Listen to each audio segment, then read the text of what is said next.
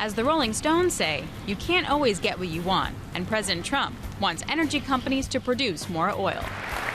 We will bring prices down, fill our strategic reserves up again right to the top, and export American energy all over the world. It's called Drill, Baby, Drill. One of the pillars of President Trump's economic plan is ramping up U.S. energy production.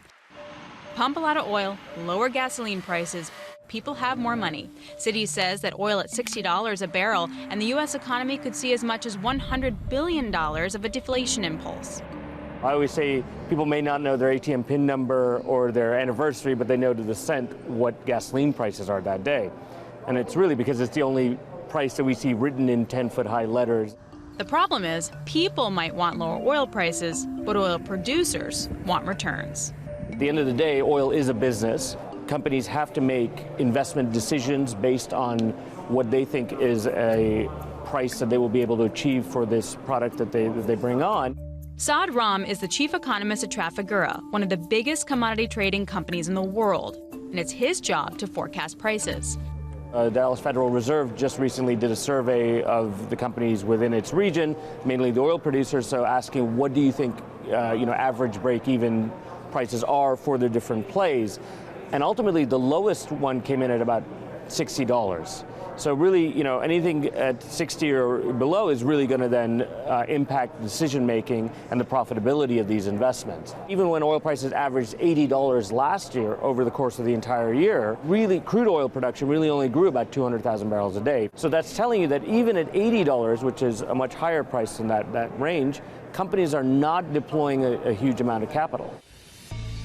This time, oil companies will prioritize shareholders' returns over most everything else, unlike last time when things ended with a spectacular crash in oil prices, bankruptcies, and burned investors. We were all caught up into Wall Street and the multiples that were being paid. It's like it reminds me of the tech side now. And so it was the same thought process that went through our minds back in, called it the 2010 to 2019 time period. Pioneer was trading at 10 times EBITDA back in 2012 to the 15 time period.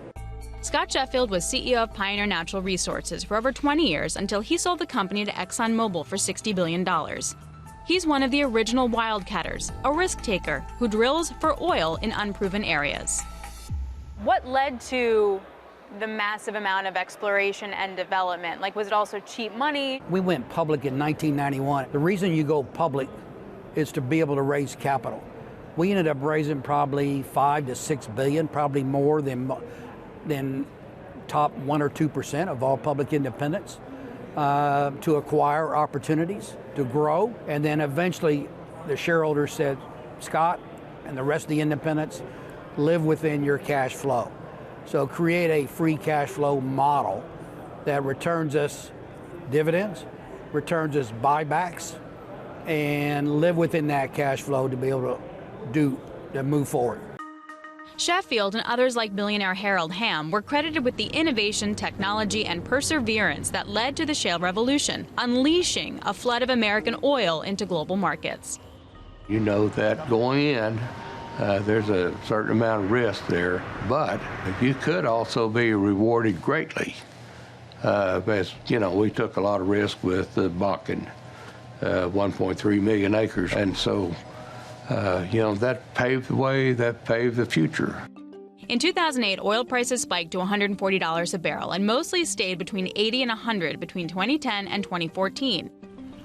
Capital markets were wide open and companies took advantage. U.S. independents raised a whopping $371 billion in debt. We had Arab Spring, so we were in the $100, $110 to $120 range. So at that point, people were saying, great, future barrels at those prices, but with a break even that is, $50, that spread is enormously profitable. The oil came fast, as did the cash, and neither lasted. U.S. shale has a quick initial production and a steep production decline. When shale oil is first produced, it's like the opening of a fire hydrant, a ton of oil really fast. Once that initial flow subsides, the oil slows down. In order to keep the same net amount of oil flowing, producers needed to keep pouring money into new wells. You had to produce. Basically, just holding leases. So you had to drill. So it wasn't whether you liked it or not or wanted to, but you're trying to perfect those leases that you've taken on. So did that always serve shareholders? I think it did, because you're preserving the future for them. But some of them didn't see that. They wanted immediate returns.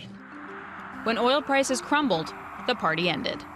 I think the washout really was that drop in 2014. So we went very rapidly from about $110 down to, at one point, I think it was, the low was about $28, right? So imagine any industry where that happens, but in particular in a capital-heavy, capital-intensive industry that has long lead times, where you have to invest over a period of years. That obviously really, was the reckoning behind that. Equities tanked. The XOP, which tracks publicly traded U.S. oil and gas producers, lost over 90% from its peak in 2014 to trough in 2020. High yield spiked to almost 22%, and there are more than 200 bankruptcies. We came down very, very sharply, to the point where we weren't just below break even. We were getting to what we call cash costs. So basically just the amount to keep the lights on. There was certainly a lot of loss of shareholder value, which is why I think shareholders are now saying, if you're making money, I'd prefer you return it to me now. Shareholder pressure can be stubborn, and so is economics. I think ultimately it is inflation across everything. So whether it is materials, whether it is labor, you're starting to see those things move higher. And I think ultimately also you're seeing a lack of that talent coming into the industry. But you also then look at what's happening around increased costs around steel, potentially tariffs having an impact, and all of that starting to add up. There are things that could help producers drill at $50 oil. Lower taxes, less regulation, cheaper federal land leases, and less perceived hostility from the government. Natasha Kaneva is global head of commodities at JP Morgan.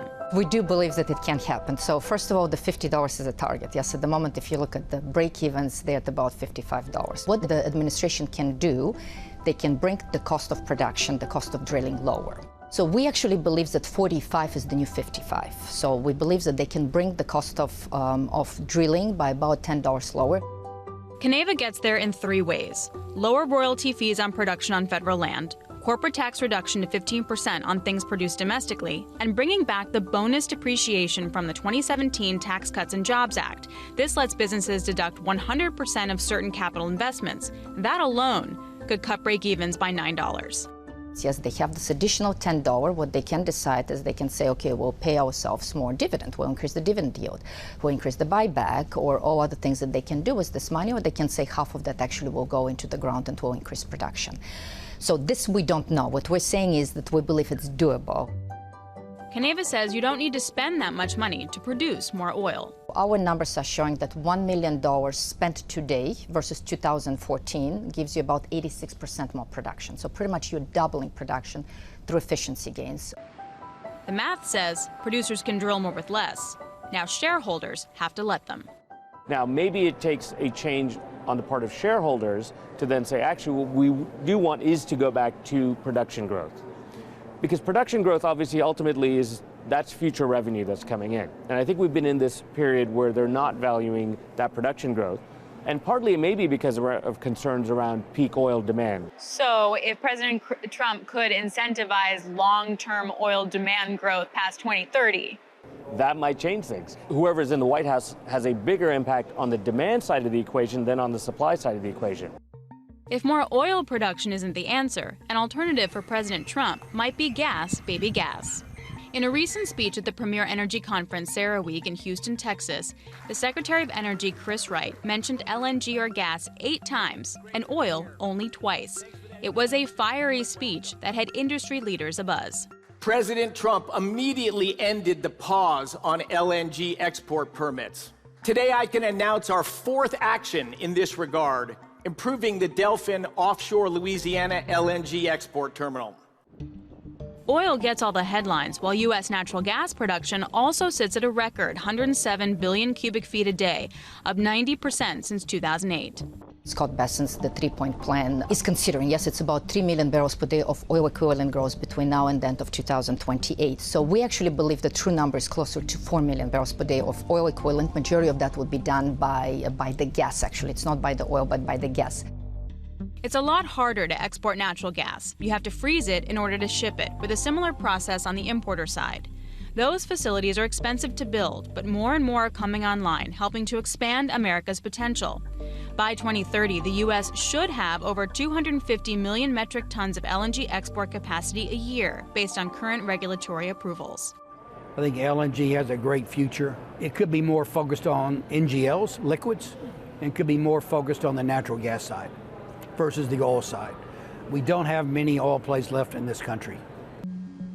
The biggest problem for producers, either oil or gas, is infrastructure, moving the hydrocarbon from the wellhead to the Gulf Coast or your local utility. The permitting process is pretty much hated by all energy folks, oil, gas, and renewable alike. Permitting is difficult for many different reasons, but one of them, it's not in my backyard. And because of that, there's a lot of those environmental considerations that need to be solved for and decide exactly how you approach that. Many pipelines have been scrapped or held up in courts for years, leading to bizarre pricing, like $20 gas in the Bronx versus $3 gas in Chicago. It's crazy. I mean, you get some markets that, even get into a negative market. If you can't get your product to market, it does distort it in a lot of different ways. And it also distorts it to the consumers. If we think away from drill baby drill, what's something better? Is it gas baby gas? Is it dig baby dig? Is it build baby build? The reality of that is that if we want to achieve all those targets that the Trump administration put forth, yes, and it's a lot of that, bring inflation down, yes, we have particular objectives in terms of trade, we have particular objectives in terms of geopolitics, so it's definitely drill baby drill, it's definitely dig baby dig, it's produce baby produce. We have all of that in the ground, but we need to be able to move that, and we need to go through the approvals of those pipelines, and so work baby work. And at 79, Harold Hamm is still working. How do you feel? Like, are you as bullish on the industry as you've ever been? Probably more so than I've ever been. It takes both oil and gas to make this industry work. And it's good to see the demand coming on for natural gas with the data centers, AI demand. I think that's a good plus. Here in 4 to 6 weeks, we've seen a complete change in the outlook for natural gas in this country. I've seen nothing that's going to slow down demand growth on the oil side. Maybe the Rolling Stones were right. You can't always get what you want.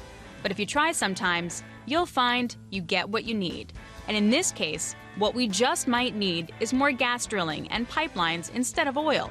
In that case, everyone wins. Shareholders, President Trump, and us.